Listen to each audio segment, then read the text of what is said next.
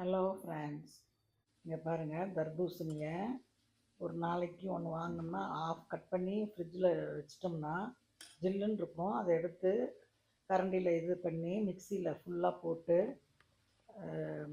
அதை அடிச்சுட்டு கொட்டையோடு தான் போட்டு அடிப்போம். ஆனால் அது நல்லாவே இது வடிகட்டிடலாம்.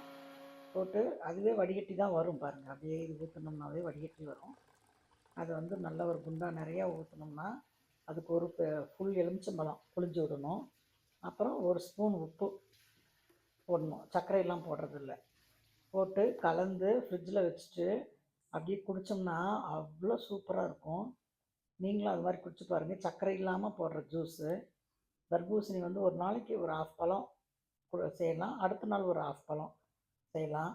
இப்போ ரொம்ப சீப்பாக இருக்குது. நல்லா எல்லோரும் கலந்து சாப்பிட்டு என்ஜாய் பண்ணுங்கன்னு கேட்டுக்கிறேன்.